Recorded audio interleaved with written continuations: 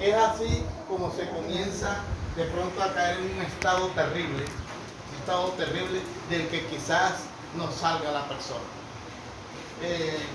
Esto es en la parte externa, en la parte externa, por así decirlo, vamos a decir que esté en la parte externa de las personas. Pero cuando ya vamos a la parte interna, ya vamos a la parte interna de la persona, o sea, en la parte emocional. Cuando ya vamos a esa parte, entonces ya tenemos, ya vamos a las emociones, ¿verdad? Y de esas emociones vienen los endurecimientos. Viene el endurecimiento de corazón. Porque no tengo bien claro, pero el endurecimiento de corazón es dentro de la iglesia. ¿Por qué? Porque afuera el que es inconverso no está endurecido en su corazón. Esa es una persona que no conoce la doctrina, no conoce qué es el evangelio. ¿Cómo podríamos decir que a alguien se le endureció el corazón si antes no conocía? Entonces, estas cosas aplican más que todo a las personas. Podríamos decir que una persona es dura de corazón en el sentido que no acepta nada, pero el verdadero duro de corazón es el que está dentro de la iglesia, el que pasando por estas etapas llega a esta y luego se convierte en esta persona. Bien, como esto lo voy a explicar, por eso estoy dándole una introducción de lo que es la herejía, para que usted se dé cuenta el daño que esto ocurre. Pastor, tiene que haber, como dice usted, dos puntos, dos líneas, no sé, porque cuando el Señor iba a sacar al pueblo de Israel decía que endurecía el corazón del faraón. Entonces sí hay endurecimiento allá afuera y hay uno aquí adentro. Sí, si se endurece el de allá exactamente, es buena claridad tan así, porque puede ser eso, porque son cosas que no se debaten, porque una persona no se puede endurecer respecto a las cosas del Señor estando afuera, tiene que ser dentro, pero también puede ser a alguien afuera al que endurezca respecto a no querer permitir al Señor que trate con su vida, puede ser, y que también esas cosas Dios las permite en caso de que Dios quiera hacer algo con esa persona. ¿Cómo? Endurecimiento de corazón. Sí, endurecimiento de corazón.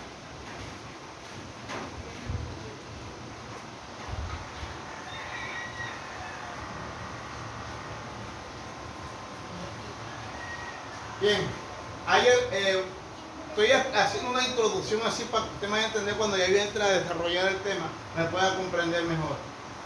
Hay herejías, normal, herejías, pero hay una herejía que se llaman herejías destructivas, que es la que habla Pedro, segunda de Pedro 2:1. Estas herejías destructivas son gravísimas. Por eso estoy explicando estas cosas para que usted vaya entendiendo de lo que vamos a tratar y que es algo muy delicado.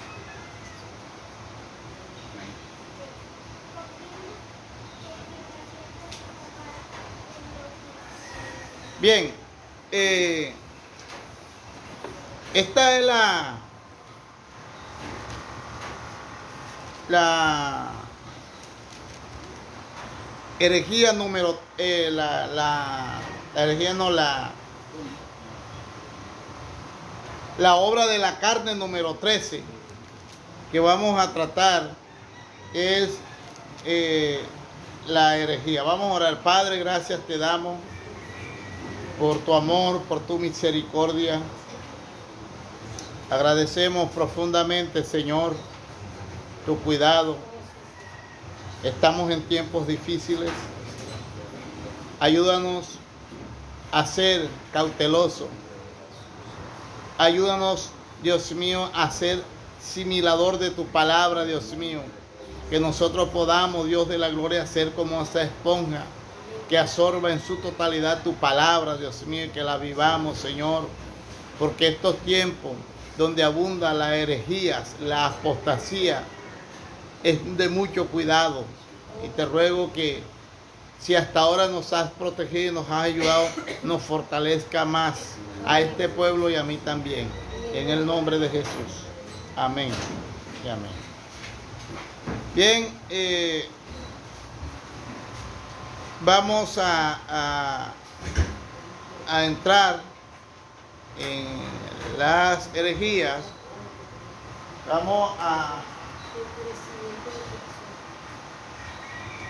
Las herejías tienen su punto en las disensiones. Por eso, antes de la herejía, está la disensión, que fue el tema que traté anteriormente. Y que este tema de las disensiones se fomentan en los hermanos de la iglesia. Y ahí dice que para que se apruebe el que es, el que está bien, por así decirlo. Las disensiones, como lo enseñaba en el domingo anterior, son necesarias, ahí lo explica, necesarias que se den las disensiones en la iglesia. Entonces, cuando las disensiones se dan,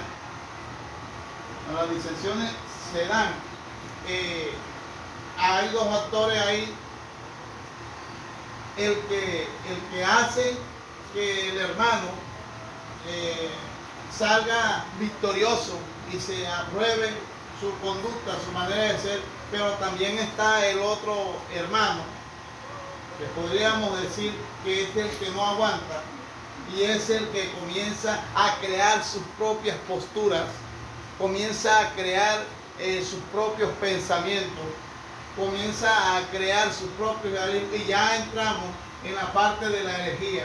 Ya entramos aquí en la parte de la herejía. Miren, ya esa persona, por un comienzo que estuvo con una discusión, con una postura o con una actitud de un hermano, y entraron en una divergencia, en una discusión, en un alegato, el uno se arrepiente y cree en verdad y dice: Señor, gracias, ¿verdad? Entonces él perdona al hermano, pero el otro que queda afectado, el otro que no pasa la prueba, que no es aprobado, que ojalá en esas discusiones que se presentan no se guarde rencores, no se guarde resentimiento, porque esto es lo que lleva a producir heridas.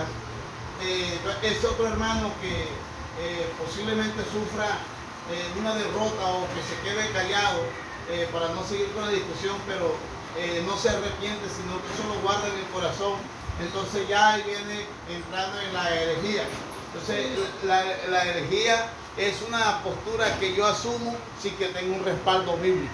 Entonces ese es el cuidado que se tiene que tener en ese orden, porque cuando entramos en la herejía, ya en ese orden, por eso ya aquí hablé de la herejía. En esta herejía puede de que la hermana, el hermano, en esa postura que tenga, al caer en la herejía, se le diga: hermano, mira, usted está haciendo mal en esto, y él se vuelve atrás y nada ha pasado.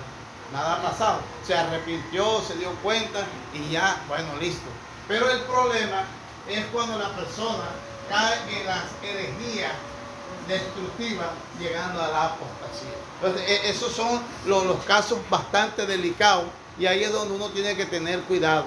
Por eso es importante explicar la doctrina bíblica, porque la doctrina es lo que hace que yo entienda, que yo comprenda quién soy yo en Cristo. Porque hay cristianos que no saben ni quiénes son en Cristo, cristianos que no saben ni dónde están parados, porque no conocen la doctrina, porque no tienen entendimiento, porque no tienen conocimiento bíblico.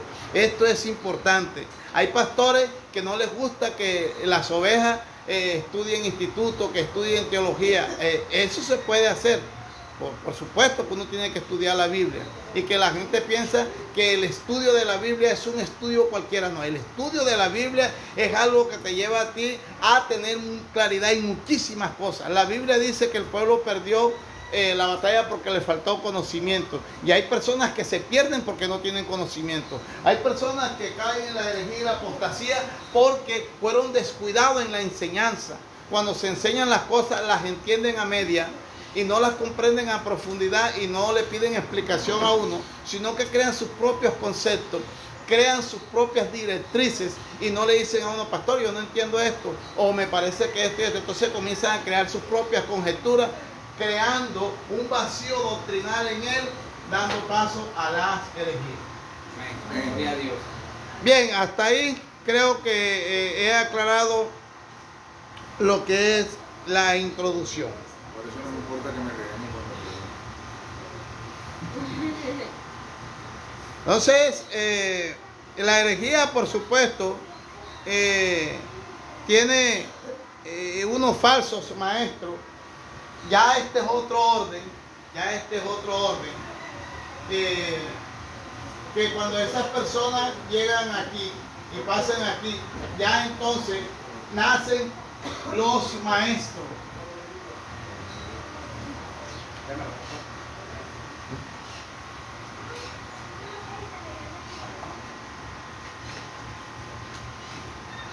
Entonces nacen los maestros de las herejías y de la apostasía. Entonces ya ahí comienza un trabajo que lo comienza a hacer el enemigo. Y estos maestros principalmente lo ministran espíritus de luces y de engaño.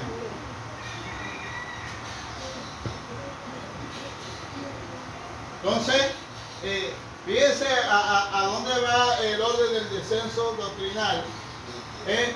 Ya aquí, estos maestros de las herejías y de la apostasía son penetrados por espíritus de luces y espíritus de engaño.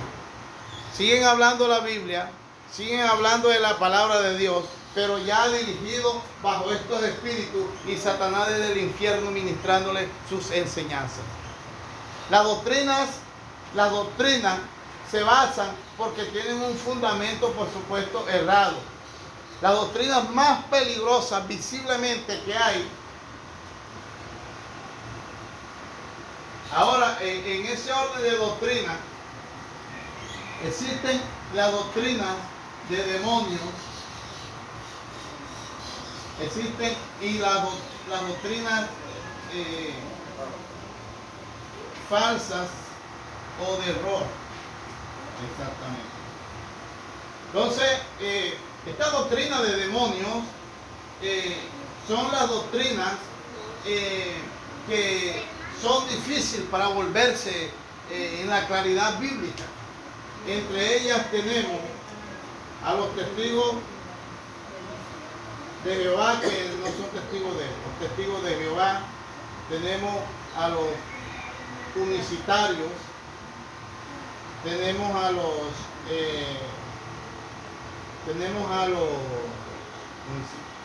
testigos de Jehová, tenemos a los unicitarios o los de la Pentecostal Unida, los mormones, que son doctrinas falsas de error. Pero en la doctrina de demonios, y esta doctrina de demonios son los masones, los Illuminati, los Rosacruces. Ahora, ¿y no entran los unicitarios también? En la de demonios. Sí, los unitarios entran en los demonios y la otra falda porque esa gente es bárbara. Doblemente. Sí, claro, esa gente es bárbara. ¿Por qué podríamos decir que los unicitarios? Hoy les voy a explicar por qué son unitarios. ¿Por qué son unitarios? Unitarios y por qué le llaman unicitarios. Le voy a aclarar este punto porque en las redes hablan de los dos términos. Los unitarios le llaman a los testigos del maletín. A los unicitarios le llaman a los solo Jesús. Ya usted sabe quiénes son los solo Jesús, ¿verdad? Amén. Los de la mal llamada Pentecostal Unida. Entonces, los unitarios, que son los testigos de Jehová, ellos creen en que la exclusividad, Gloria a Dios. la exclusividad de la divinidad de Dios está en el Padre. Por eso son unitarios. La exclusividad de la divinidad de Dios está en el Padre.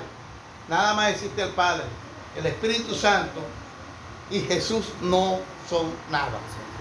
Fuerza activa. El Espíritu Santo para los testigos de Jehová es una fuerza activa y Jesús es un ángel creado. Bien. Los unicitarios, la exclusividad de la divinidad de Dios está en Jesucristo. Para ellos no existe el Padre ni existe el Espíritu Santo. Ellos creen que el Padre y el Espíritu Santo son títulos, pero no personas. Entonces, por eso es que ahora entienden ustedes por qué uno es unitario, porque creen en el Padre, y unicitario porque creen solo en Jesús. Creo que ese término queda bien claro, para que ustedes entiendan por qué es que se llama unitario y por qué se llaman unicitario. Cuando usted le dice a un unicitario que él es unitario, se ofende. Dice, yo no soy unitario. Pero usted no entiende por qué es que no se llaman unitarios. Pero ahora sí entiende. Yo creo que ha quedado bien claro eso. Y cuando uno le dice a los testigos que ellos son unicitarios, se ofenden. Fíjense ustedes, por eso es importante hacer esta clarividencia. Amén, gloria a Dios. Bien, voy a borrar. Creo que tienen esto bien claro.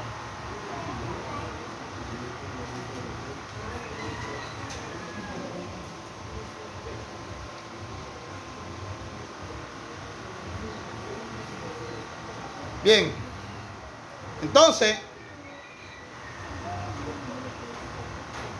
en el Antiguo Testamento, los encargados de dar las enseñanzas eran dos grupos de personas. En el Antiguo Testamento, los encargados de dar la enseñanza eran dos grupos de personas.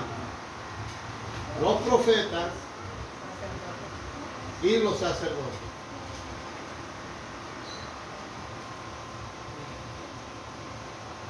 En estas personas, en estas dos personas, recaía la responsabilidad de la enseñanza bíblica. Pero acuérdense que en ese tiempo la dispensación que había era la dispensación de la ley. Ellos enseñaban, era lo que estaba en la ley. ¿Y qué era la ley? Los mandamientos que Moisés había recibido de parte de Dios. Eso era lo que ellos enseñaban.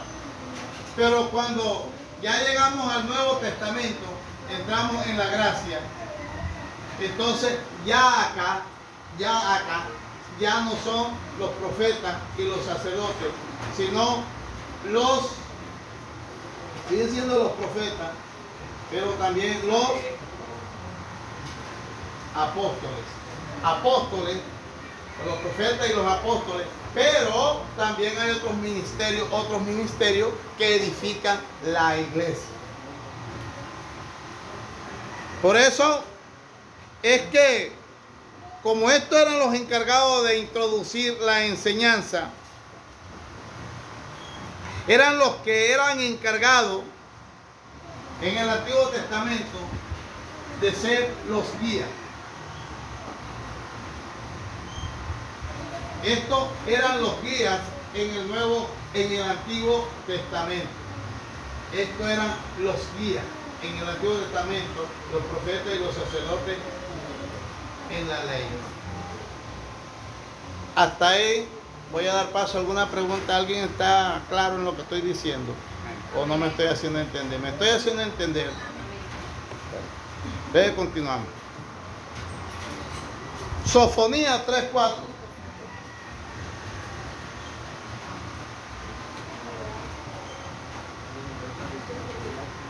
Con respecto a la ley y al Antiguo Testamento, Jeremías 18:18.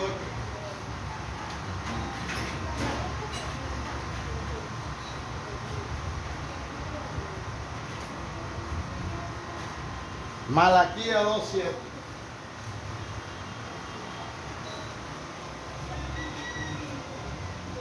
Leemos entonces. Sofonía.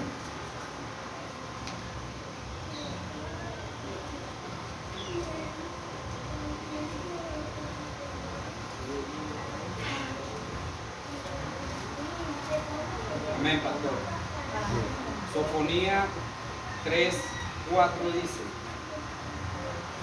sus profetas son livianos, hombres prevaricadores. Sus sacerdotes contaminaron el santuario, falsearon la ley.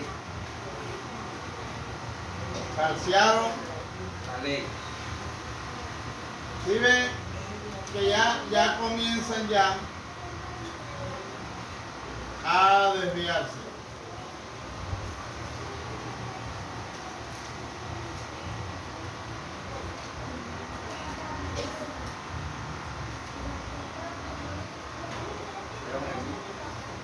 Jeremías 18:18 dice: y dijeron, venid y maquinemos contra Jeremías, porque la ley no faltará al sacerdote, ni el consejo al sabio, ni la palabra al profeta.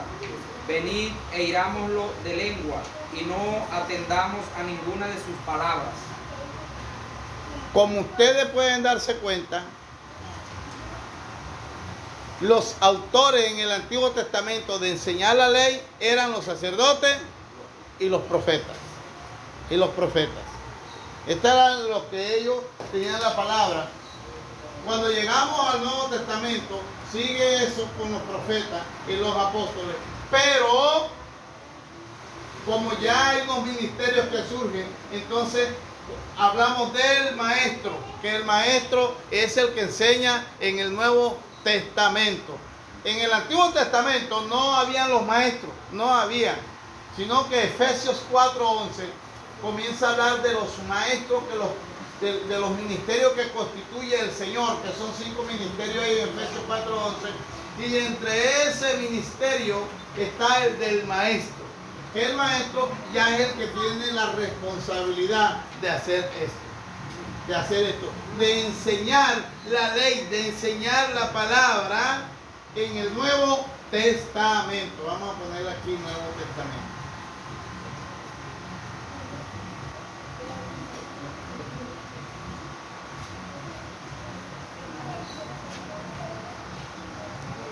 Malaquías 2:7. Sí, léelo. Malaquías 2:7 dice: porque los labios del sacerdote han de guardar la sabiduría, y de su boca el pueblo buscará la ley, porque mensajero es de Jehová de los ejércitos. Amén. ¿De quién buscaba la ley la gente? ¿De quién buscaba la guianza? De los sacerdotes y de los profetas. Creo que eso queda bien clarito para poder entrar ahora en el Nuevo Testamento. Ahora, en el Nuevo Testamento,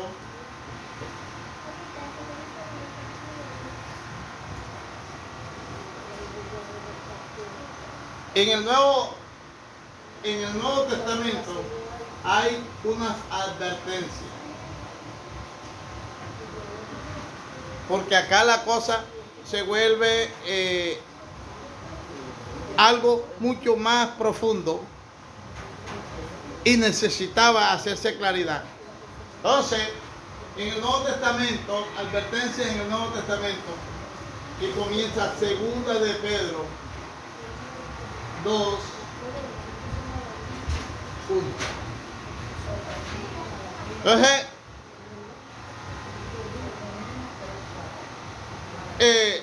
lo que comienza en segunda de Pedro, ¿ya?, es una advertencia que Jesús ya lo había hecho En Mateo, capítulo 24, el versículo 11.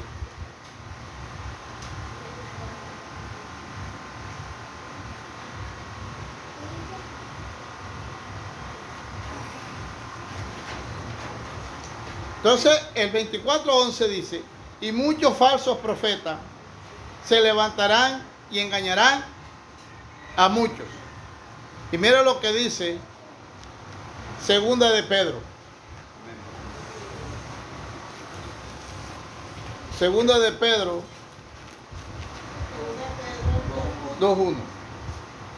Pero hubo también falsos profetas entre el pueblo, como habrá entre vosotros falsos maestros, que introducirán encubiertamente herejías destructoras y aún negarán al Señor que los rescató, atrayendo sobre sí mismo destrucción repentina. Amén, amén. Entonces, aquí nos vamos a detener en este capítulo. Porque este capítulo 2 habla amplísimamente de lo que son los profetas y los falsos maestros.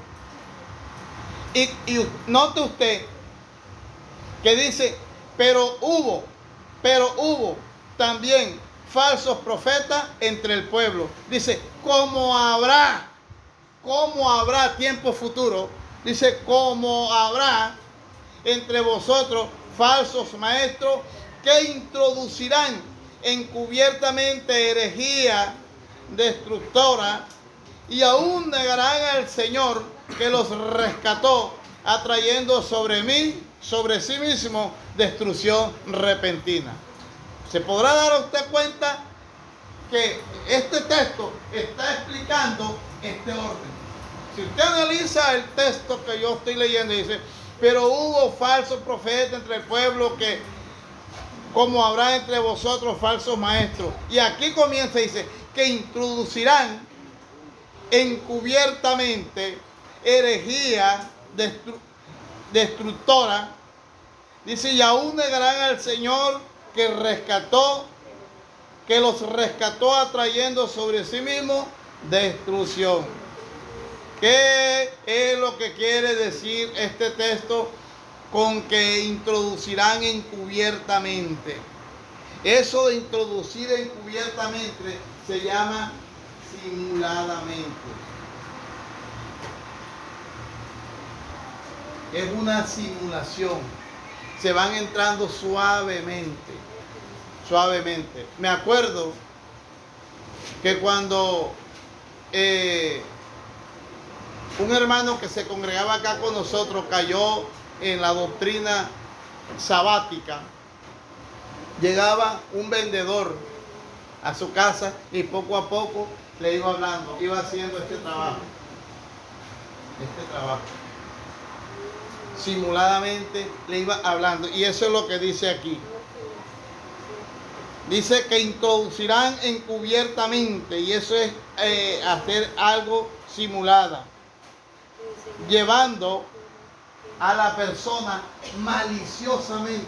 Mire, llevando a la persona, esa es la palabra encubierta, llevando a la persona maliciosamente a lo que ellos lo quieren llevar.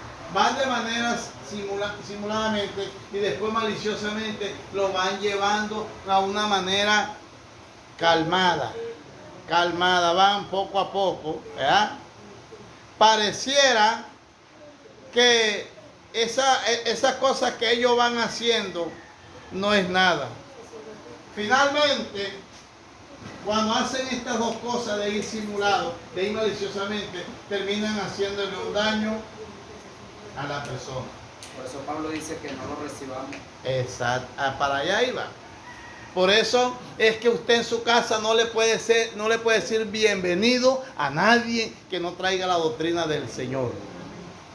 Si llegó alguno, mira que te quiero hablar de esto, no acepte, así de sencillo. Ni la Biblia dice que el que no traiga la doctrina nuestra, no le diga bienvenido en su casa. No le diga bienvenido. Eso no significa que usted le va a echar los perros Si tiene allá a Laica o tiene allá a Coronel, no es que va a echar a enseguida. No, señor. Eso no, si le piden no tiene por ahí agua, dele agua. Pero no lo siente. Porque eso es decirle bienvenido. Eso no se puede. Eso es un mal consejo que Sandra está dando. Entonces, fíjese usted lo que uno debe de hacer.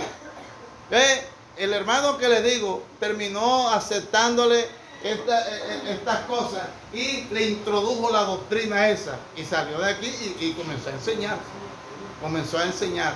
Y después comenzó a llegar a otras casas, que donde el hermano Emil creo que también llegó a darle la enseñanza. Él comenzó a visitar a los hermanos, a darle una enseñanza errada. Y nosotros le habíamos enseñado. ¿Pero qué? No escuchó lo que yo le dije. ¿Por qué? Porque hay gente que uno le dice, no haga esto, y llega y dice, no, eso es que el pastor sí le gusta cuidarlo a uno. Vea, el pastor vive pendiente de uno, como que cree que uno no sabe la Biblia, usted no sabe con qué se está metiendo. Cuando uno hace advertencia es porque algo hay detrás y uno tiene que ser obediente. Ese no me escuchó, no prestó atención y terminó cayendo muchos años en esa doctrina. Dios tuvo misericordia y estuvo en esa herejía y después volvió, se regresó, gracias a Dios. Hoy en día no está ahí, pero esas personas que son herejes lo van a perseguir estas clases de doctrina. Lo van a perseguir esa doctrina, porque como ya desobedeció la primera vez, el diablo va a venir por segunda vez y lo va a tocar para ver. Entonces, si vuelve a caer en esa doctrina. Jesús hizo esa seria advertencia. Hizo una seria advertencia cuando dijo aquí en el capítulo 24 de Mateo. El versículo 24, 24 y 25, el sermón del Olivete. Que el sermón del Olivete consta de 2 capítulos. ¿Quién me ha oído hablar del sermón del Olivete? Diga, ¿cuáles son? El sermón del Olivete. 5 y 8. El 5 al 8 del sermón del Olivo. El sermón del Olivete es... Yo lo he dicho eso. El sermón del Olivete, ¿cuáles capítulos son? 24. Mateo capítulo 24 y Mateo capítulo 25. Si usted tiene su letra ahora, se da cuenta que Jesús comienza a hablar. ¿Por qué se llama el sermón del Olivete? Porque dice en el 24, estando el Señor, estando Él sentado en el monte de los olivos. Por eso se llama el sermón del Olivete, el capítulo 24 y el capítulo 25. Y el capítulo 24, versículo 24, dice, porque se levantarán falsos cristos, falsos profetas, y harán grandes señales y prodigios, de tal manera que engañarán, si fuera posible, ¿a quién? Aún a los escogidos, a los escogidos. Dice, ¿quiénes son los escogidos? Los escogidos van más allá que los llamados, porque los escogidos son las personas que ya han tenido un encuentro real con el Señor. Son las personas nacidas de nuevo. Porque hay personas que han sido llamados, pero no han sido escogidos. Hay personas que tienen un llamado de Dios, pero los escogidos son personas exclusivas que han nacido de nuevo, pero que también tienen dones y ministerios. Esos son las personas escogidas. Y Dios que engañarán, si fuera posible, a los escogidos. Eso da a entender que los ataques que se van a venir contra la doctrina es fuerte. Engañarán, si fuera posible, a los escogidos. La gente que ya conoce la palabra, la gente que ya conoce la Biblia, a eso los va a atacar el enemigo. Dice, si fuera posible, es decir, si usted le da papaya, si usted le da oportunidad al enemigo, va a tratar de engañarlo aún a usted y a mí, que conocemos correctamente la sana doctrina. ¿Está comprendiendo lo que eso significa? Que el enemigo nunca va a descansar, aunque usted tenga conocimiento de lo que es la sana doctrina. ¿Cuántos de la universidad no te han visitado? ¿Cuántos no lo han dicho y han tratado de confundir a uno? Porque ellos, cuando no pueden ganar doctrinalmente o teológicamente su postura, entonces tratan de confundir a la persona, tratan de difamarlo, porque ellos no predican a Cristo, ellos predican es contienda y mentira, porque la Biblia dice que el diablo vino a matar, hurtar y a destruir.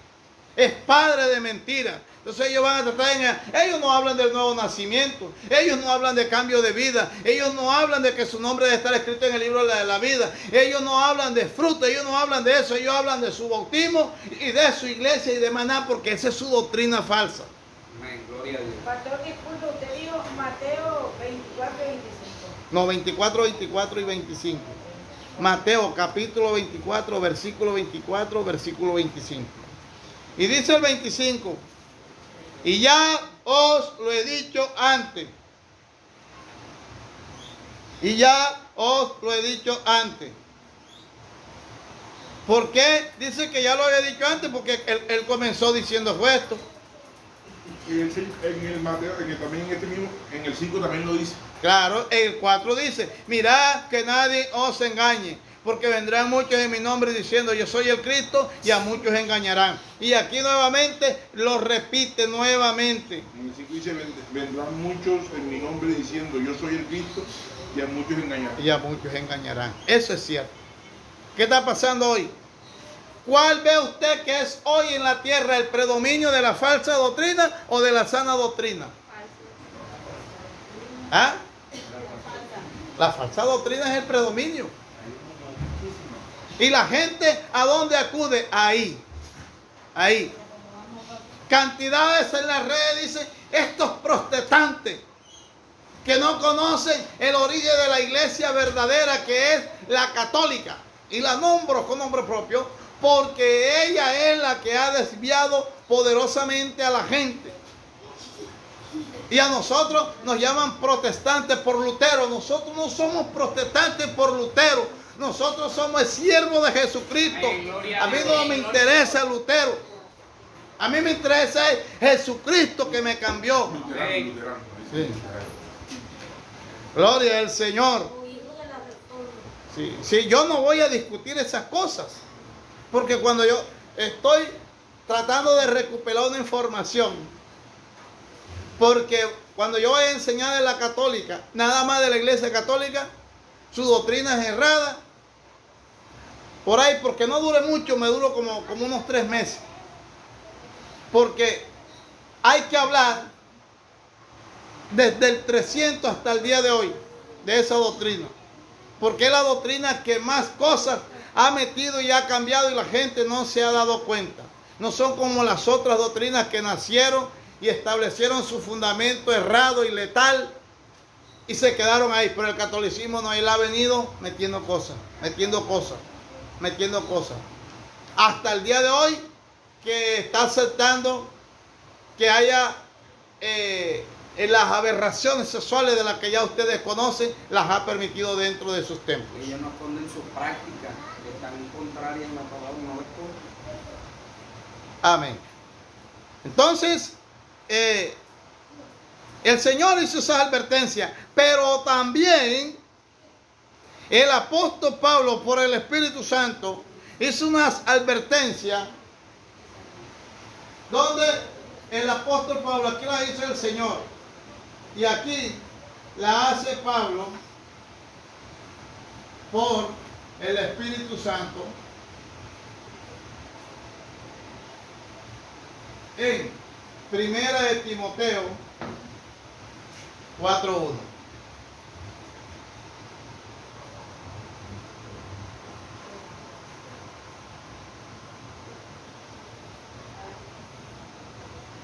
Amén. Dice, pero el Espíritu dice claramente que en los postreros tiempos algunos apostatarán de la fe, escuchando a espíritus engañadores y a doctrinas de demonios. Ahora, ¿quién lo dice? Acuérdense que lo que dice Mateo capítulo 24, versículo 12 y el versículo 24-25, lo que dice ahí. ¿Quién lo dijo? Jesús. ¿Y ahora quién está diciendo esto? Dice, pero el Espíritu, ¿cómo dice? Pero el Espíritu dice claramente que en los postreros tiempos, o sea, en estos tiempos de hoy, dice algunos, no todos, dice algunos, y por eso decía algunos que están aquí, ya les he explicado. Algunos, ¿quiénes son algunos? Los que entran en disensiones, que no aguantan los debates, caen en herejía y terminan en esto. Por eso dice aquí, pero el Espíritu dice claramente que en los postreros tiempos algunos apostatarán de la fe, escuchando a espíritus engañadores y doctrinas de demonios. ¿Qué es lo que comienzan a hacer estas personas? Dice, por la hipocresía de mentirosos, que teniendo cauterizada su conciencia, es decir, que estos maestros, ¿qué es cauterizar la conciencia? Cauterizar es quemar. Ya cuando a algo le van a cauterizar o lo queman. ¿Y qué es cauterizar? Eso da a entender que los que tienen la conciencia cauterizada no se dan cuenta, ya no sienten, pierden la sensibilidad por el Espíritu y Santo, y ellos ya no dan para enseñar las cosas claramente, porque la conciencia es el juez que da un dictamen dentro de usted y dentro de mí, que me hace que yo me dé cuenta por el Espíritu Santo si estoy actuando bien o estoy actuando mal. Y cuando usted actúa mal y no se da cuenta que está actuando mal, ojo con esto. Ojo con esto, porque está actuando de manera cauterizada en su conciencia, y esto es peligroso. Amén. ¿Me está entendiendo lo que le estoy diciendo, verdad? Esto es un cuidado. Es mejor que usted, cada vez que se equivoque, el Espíritu lo redarguya y le haga ver los errores. Y cuando esto ocurra, no deje ese perdón para mañana, ni para el otro año, ni para el diciembre que viene, ni para noviembre, sino vaya y dígale a la hermana, perdóname, para que no comience a entrar en problemas de cauterización de conciencia. Amén, gloria a Dios. ¿Quiénes son los apóstatas y los herejes? Aquí lo dice. Pero el Espíritu dice claramente que en los posteriores tiempos algunos apostatarán de la fe, escuchando espíritus de engañadores y doctrinas de demonios. Dice, por la hipocresía de mentirosos, que teniendo cauterizada, mire, que teniendo cauterizada, dice, que teniendo cauterizada la conciencia, ¿qué comienzan a hacer? Prohibirán casarse. ¿Sí ven lo que estos apóstatas herejes comienzan a hacer? ¿Y hoy qué están haciendo? Los pastores están llevando al bautismo a hombres y mujeres que no están casados.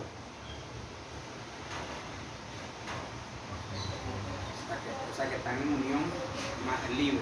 Están en unión libre, no están casados. Y esas personas están en pecado de fornicación. A esas personas no se puede bautizar porque no califica para el bautismo. Y cuando lo llevan al bautismo, ¿qué están diciendo? Que no importa el matrimonio. Esa es una manera indirecta de decir que el matrimonio no tiene validez. Que no importa si no está casado, pero hay que bautizarlo.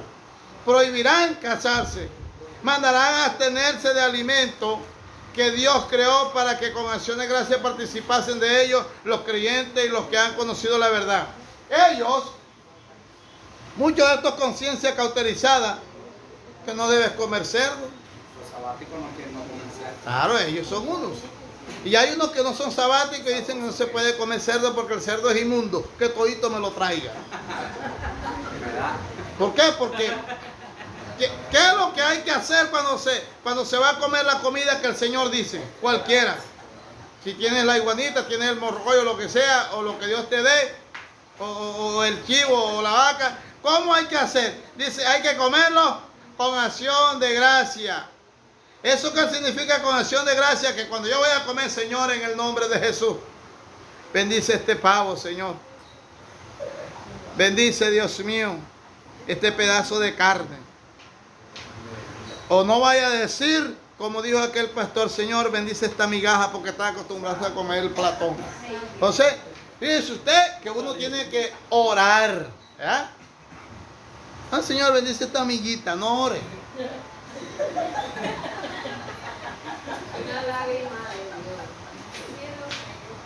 No cante esa canción. Una lágrima, no la cante. Diga gracias, Señor, por esta comida. Porque hay gente que cuando la comida le gusta ora y cuando no le gusta no quiere orar. Amén. Pero no es que no quiere orar, quiere comerla rápido. Ahí tenemos un protagonista. Entonces, fíjense usted, vimos en Mateo capítulo 24 donde habla Jesús, después habla que el Espíritu Santo, a través de la palabra que escribe el apóstol Pablo, ¿verdad? Dice que habla acerca de esto, de lo que ocurriría. Entonces, el Espíritu habla contundentemente. Entonces, pero ¿qué es lo que me lleva a mí hasta la apostasía? ¿Qué me lleva a mí a la apostasía? El no detenerme frente a las disensiones, no tener claro, no corregir las herejías en mi vida, me lleva a la apostasía. Es como apartarme del Evangelio, ¿no? ¿Sí? Claro, ya se aparta del Evangelio. El espacio de tiempo para que todo eso ocurra es... Pero apartarme del Evangelio de Jesús, porque pueden haber otro Evangelio. Apartarme del Evangelio de Jesús. Sí. Claro.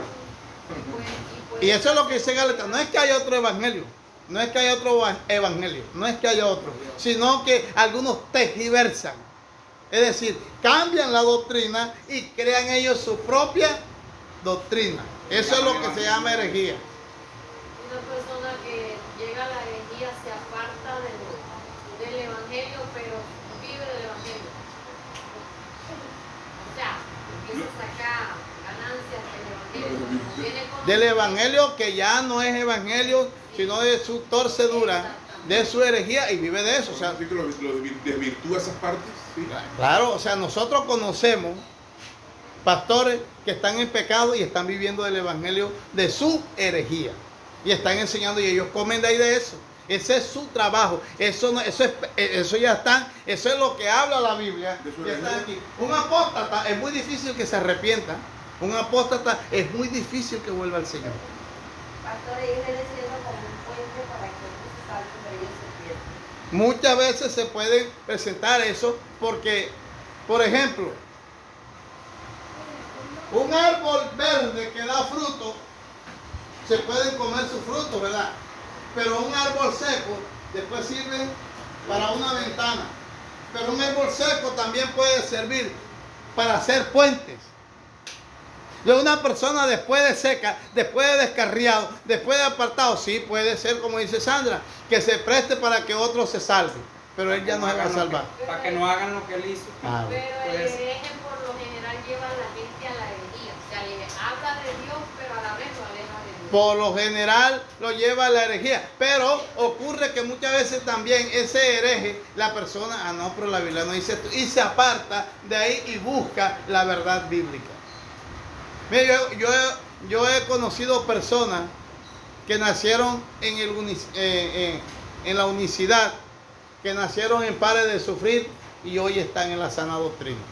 Hoy son predicadores de la sana doctrina. Bien. Cuando Jesús hizo las advertencias acerca de esas profecías de Mateo 24, 25, Él habló de que solo una minoría sería leal. Y siempre habló de un remanente.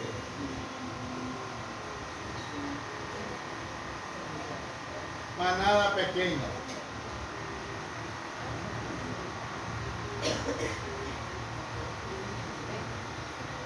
Eso queda a entender que la sana doctrina no sería multitudinaria. Mira esta congregación. Yo tengo ya 12 años, está aquí en el cerro. 12 años está aquí en el cerro. ¿Minoría qué dice ahí, pastor? ¿Minoría qué? Cena. Manada pequeña. Manada pequeña. Que sería la minoría. La minoría sería leal. Que la minoría sea lo que sería leal. Y también le llamó remanente y manada pequeña. Fíjese usted, de 12 años que tenemos está aquí en el cerro. no en Santa Marta, yo en el cerro. 13, David. 13 ya. Bueno, porque aquí subimos en el 2011. Sí, 13. Entonces, de eso, del Cerro Neto, Eric. Y ahora que por primera vez viene alguien del cerro un 31 de diciembre. Amén. La hermana Isabel también es del cerro. Pero uno ve que poca gente se quiere. Y tanto que hemos caminado aquí en este cerro. Y es increíble porque corren lejos para la falsa doctrina, teniendo la sana aquí cerquita. ¿Y qué han tratado de hacer las brujas y los brujos de este cerro? Sacarnos de aquí. Sacarnos. ¿Y qué ha hecho Dios? Nos ha sostenido. Amén. Aleluya. Y le da fuerza a los que deben subir. Porque sé que muchos hacen esfuerzos por subir, porque no para todo es fácil. Para mí, el cerro a mí no es nada, yo subo y bajo, pero para Eliane es un esfuerzo. Para muchos es un esfuerzo. Aún hasta para los jóvenes. Porque hay jóvenes que, ay, el cerro, ay, subo. Entonces, muchos dicen, yo sí quisiera vivir en el cerro para hacer ejercicio. Y los que viven aquí en el cerro quieren bajar hasta allá porque no quieren subir aquí. Pero cuando se van se quieren devolver para acá. Entonces, millones de personas irán al ocultismo, a espíritus de engaño, que es lo que habla aquí, 1 de Timoteo 4:1. Entonces, ¿qué es lo que hay que hacer para no caer en la herejía? ¿Qué es lo que hay que hacer? Para no caer en herejía.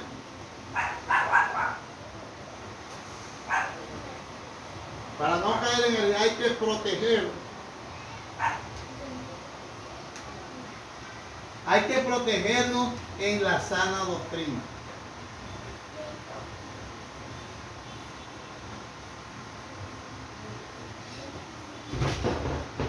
En la sana doctrina, hay que proteger en la sana doctrina.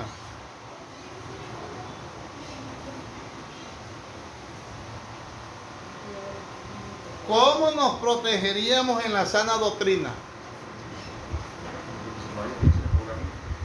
Teniendo cuidado. Teniendo cuidado. ¿Qué clases de cuidado? Oración y ayuno. Pero ¿qué es la contundencia de esa oración y de esos ayunos? Permanencia. La fe y el amor permanente. ¿Por qué permanente? Porque nosotros tenemos fe a veces condicional y tenemos amor condicional.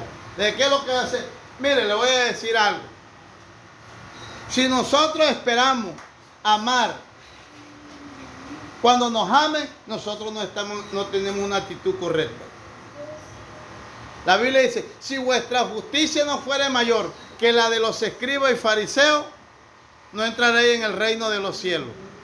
Eso que indica que usted no debe esperar que lo amen, usted debe de amar. Si usted y yo no tenemos claridad en nuestras emociones, es difícil amar. ¿Por qué? Porque ¿qué es lo que espera uno? Que la gente se porte bien con uno, y si no se porta bien con uno, entonces uno se va a portar también mal con ellos. Esa es una actitud de fariseo. ¿Quién es el que se debe portar bien siempre, en todas las actitudes? El verdadero cristiano. Es más, en la iglesia hay cristianos que se resienten con nada, hasta que le tuercen los ojos. A mí me da risa que me tuercen los ojos. Yo no le presto atención a eso. Si me tuercen los ojos es que va a ser curado de los orzuelos. Dice usted el cuidado que hay que tener. Ven. Usted ha sufrido de resentimiento, usted ha sufrido de rechazo, yo también. ¿Y sabe qué le he dicho al Señor? Porque el sufrimiento y el rechazo y esas cosas, ¿sabe qué es lo que produce en el corazón? Heridas. Entonces, ¿qué es lo que hay que decir al Señor? Sáname las heridas. Y cuando el Señor te sane las heridas, usted si lo rechazan, usted no se va a sentir mal. Si no lo tienen como es, usted no se va a sentir mal. Amén, gloria a Dios. No se va a sentir mal. ¿Por qué? Porque su corazón tiene sanidad en sus heridas, ha sido sano.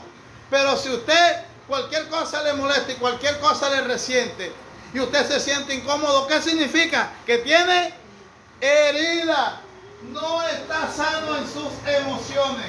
Y al no estar sano en sus emociones, tiene el peligro de caer en disensiones, de caer en herejía y de caer en apostasía.